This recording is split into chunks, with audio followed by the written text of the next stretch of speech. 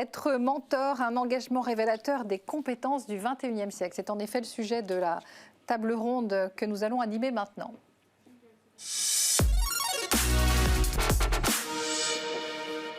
Voilà, et les questions continuent d'arriver. On pourra les poser à mes prochains invités. C'est interactif. Vous qui nous regardez, je le rappelle, si vous prenez l'antenne ou si vous êtes branché, inscrit à l'instant même, nous sommes donc au cœur même, le cœur vivant de ces deuxièmes assises du mentorat, où l'on réfléchit, on débat, on compare. On essaye aussi de s'interroger sur comment s'améliorer, comment faire progresser la cause du mentorat, faire en sorte que d'une grande cause nationale, elle devienne une grande cause internationale et européenne.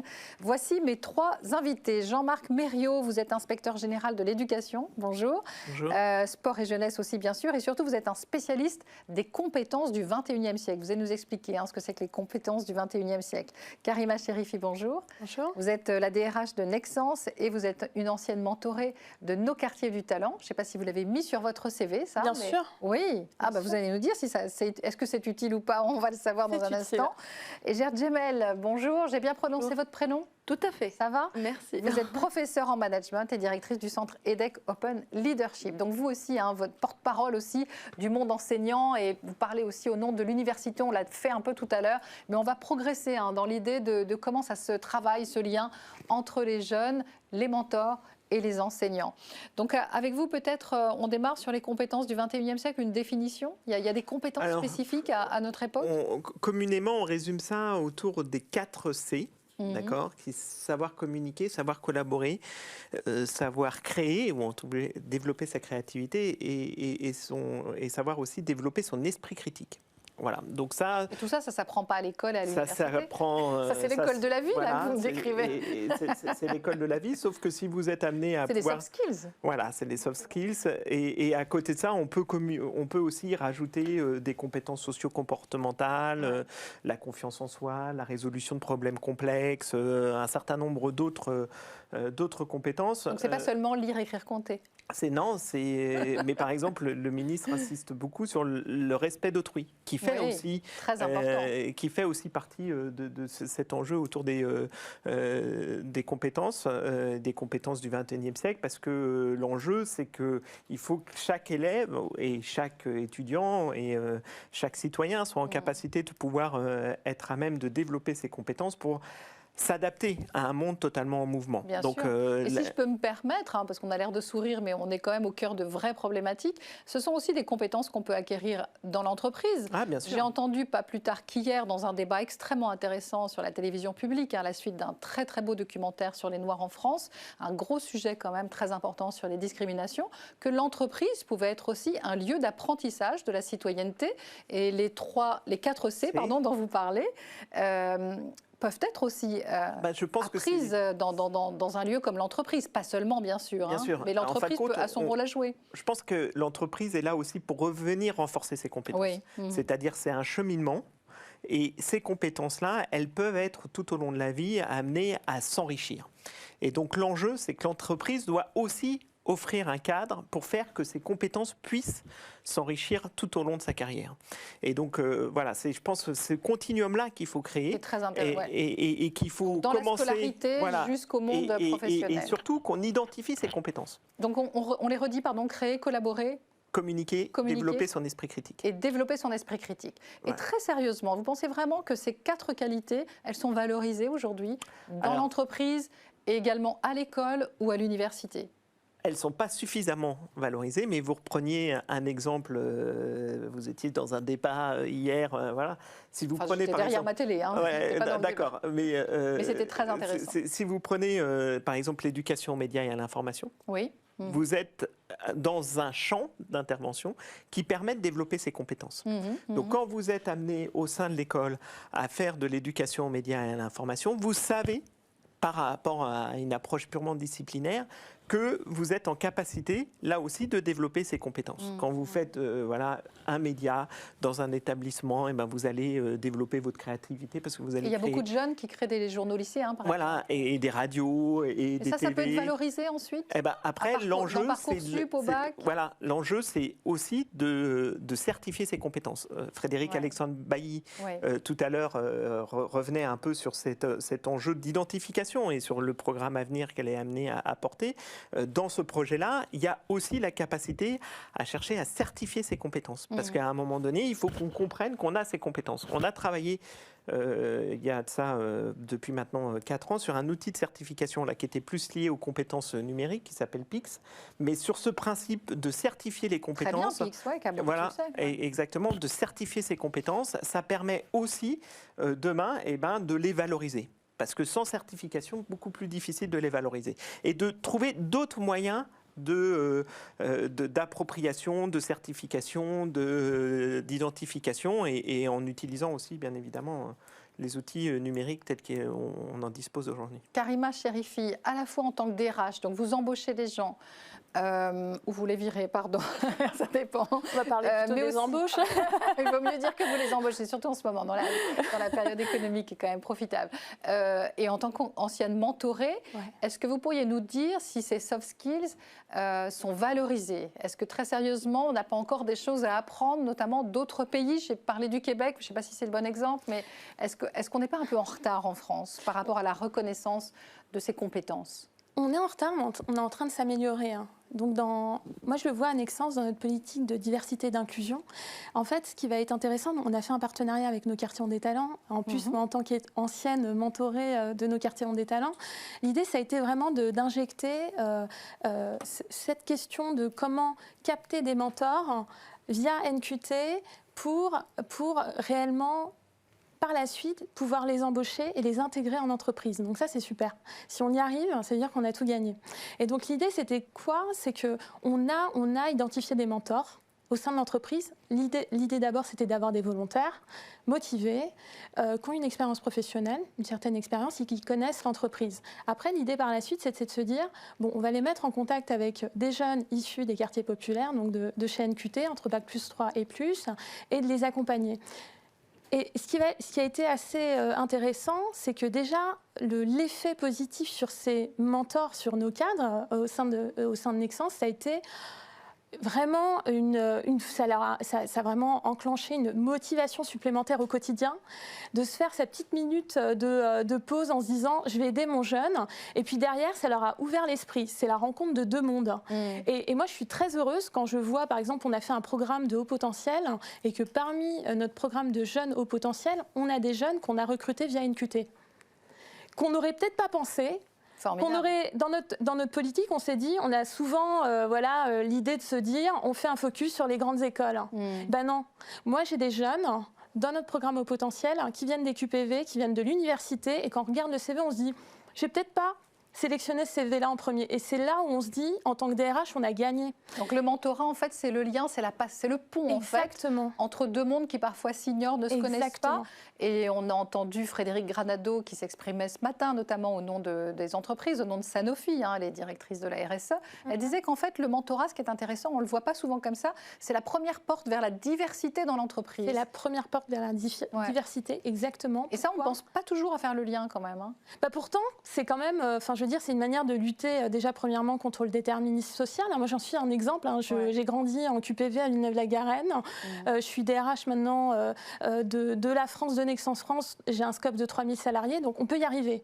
Donc l'idée, c'est quoi? C'est de se dire, on ouvre cette porte-là, on a vraiment on est focus sur des compétences, et ça permet aussi vraiment, c'est d'ouvrir la porte à l'égalité des chances, peu importe d'où on vient, on va y arriver, et on est mentoré, et c'est comme ça qu'on va y arriver.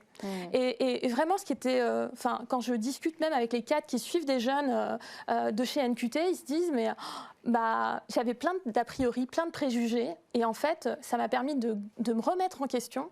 Et donc ça, c'est super aussi, parce que pour la suite, en tant que cadre en entreprise, on se remet en question pour évoluer en termes de soft skills.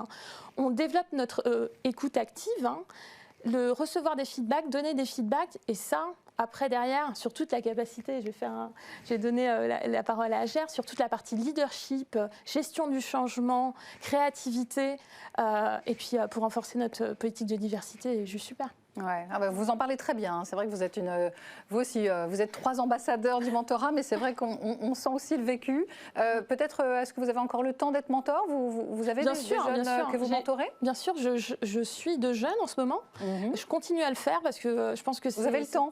C'est pas trop chronophage? Non, ça parce vous prend qu'en combien de temps concrètement?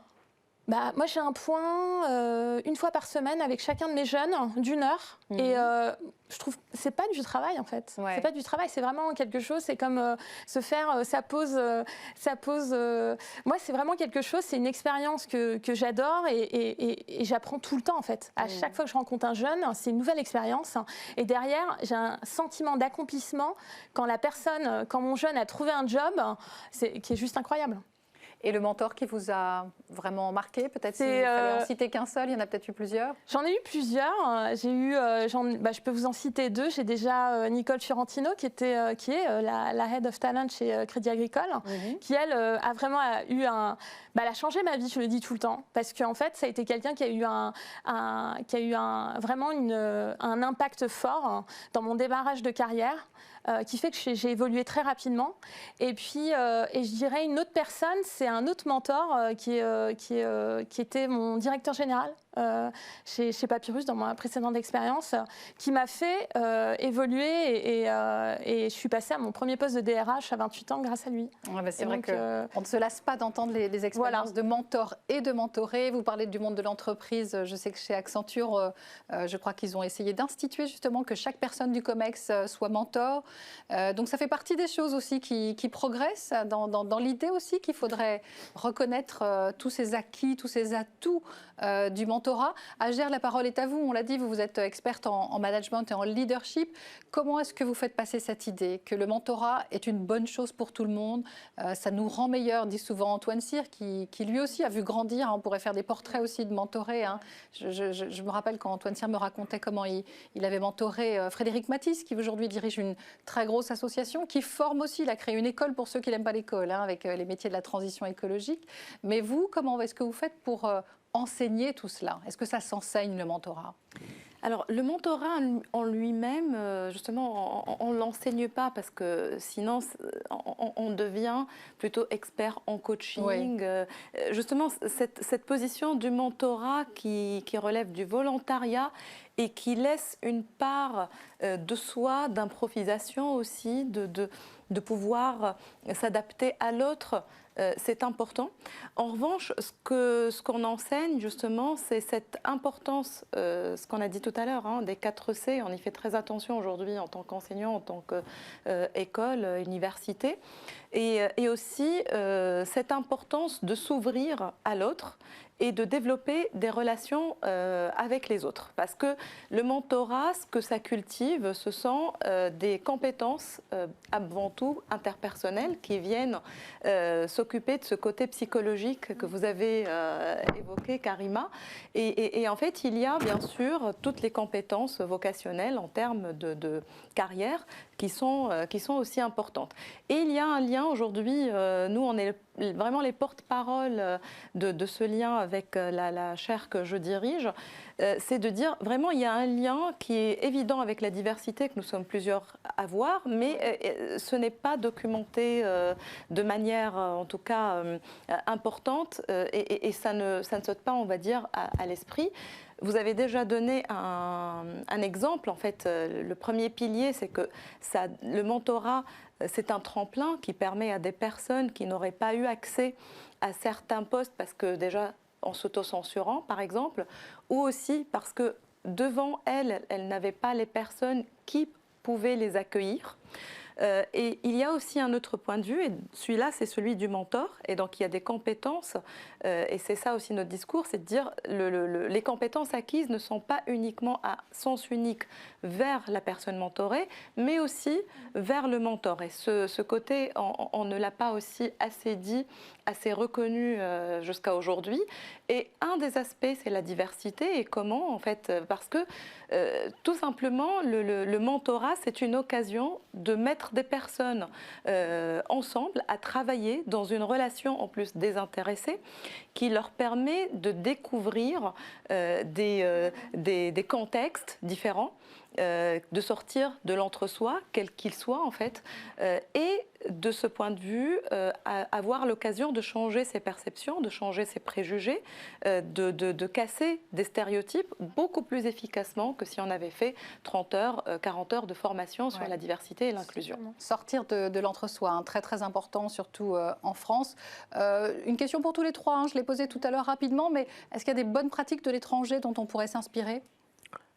Que ce soit pour l'entreprise, l'université ou pour tout autre décideur ? Alors, j'ai la chance d'avoir pris la direction générale il y a 2 jours d'une grosse association qui travaille sur les établissements français à l'étranger qui s'appelle la Mission laïque française et qui gère 110 établissements dans le monde. Et on voit bien que cette question autour des compétences est aussi un élément absolument très important par rapport au monde dans lequel, à l'international, vous êtes amené à évoluer. Et donc, ça devient aussi ce qu'on pourrait appeler un élément différenciant. C'est-à-dire, et je pense qu'on a une approche assez européenne, et si on prend la question des référentiels européens autour des compétences, on a su développer un certain nombre de spécificités qui sont liées aussi à nos approches culturelles. Oui, bien sûr. Et donc, dans ce contexte, parce qu'on ne peut pas non plus déconnecter complètement de la dimension culturelle, et donc l'enjeu, c'est vraiment aussi de se dire, on a des singularités qu'on peut être amené à les confronter, donc on peut regarder ce qui peut se passer ailleurs.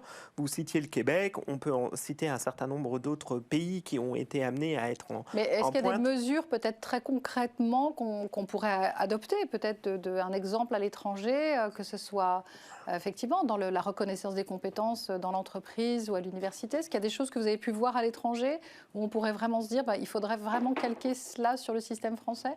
Il y a des choses peut-être? Alors après, la question, ça repose aussi beaucoup quand on est sur le système éducatif. Et j'aborderai la question du système éducatif, je laisserai les autres intervenants sur la dimension entreprise. C'est la question de dépasser la dimension de la disciplinarité et de renforcer l'interdisciplinarité. Vous voyez, c'est-à-dire que dans les autres pays, et surtout dans le monde anglo-saxon, nous sommes dans des approches très interdisciplinaires.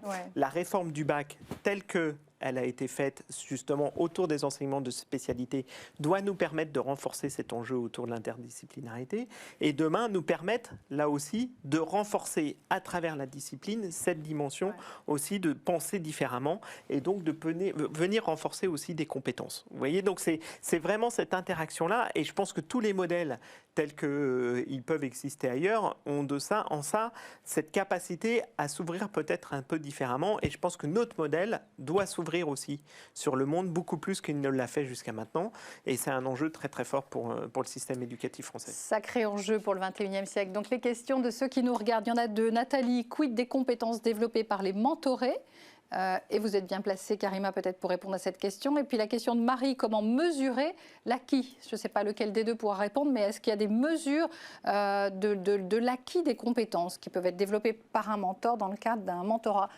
Les compétences développées par les mentorés, peut-être vous voulez les relister ou en parler? Les compétences pour un mentoré, c'est ça? Globalement, on l'a un peu dit, hein, l'ouverture d'esprit, ça ouvre une fenêtre. En question, la communication, le fait d'écouter les feedbacks, de partager les feedbacks. Donc globalement, c'est... Et la mesure, est-ce que sur la question de la mesure des acquis, est-ce que là, vous pensez qu'on peut progresser encore? Il y a des chercheurs peut-être qui travaillent là-dessus? Alors oui, il y a des chercheurs qui travaillent dessus. C'est vrai beaucoup aux États-Unis parce que le mentorat s'est beaucoup développé au départ dans des pays d'Amérique du Nord en fait. Et c'est là qu'il y a eu beaucoup de recherches. Et aujourd'hui, comme le mentorat se développe en Europe et en France, on voit de la recherche qui se développe. En tout cas, nous, on s'y met. En fait, il y a ce qu'on appelle des échelles de mesure qui sont reconnues, c'est-à-dire un ensemble de questions qui valident des compétences, qui valident aussi des perceptions et qui sont utilisés. Nous, par exemple, dans le programme qu'on est en train de mener avec plusieurs associations du collectif Mentorat, c'est un programme qui démarre.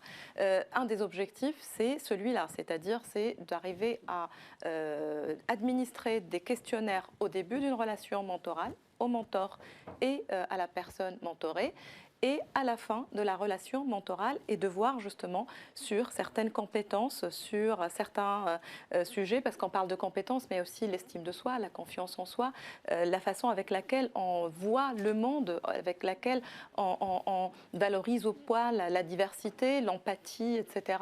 Et donc, ces mesures qui sont aussi scientifiquement reconnues, on les met dans ce questionnaire, et notre espoir, c'est de voir justement sur le nombre, de manière quantitative, quels sont les aspects qui vont se démarquer de manière très importante chez le mentor et chez le mentoré.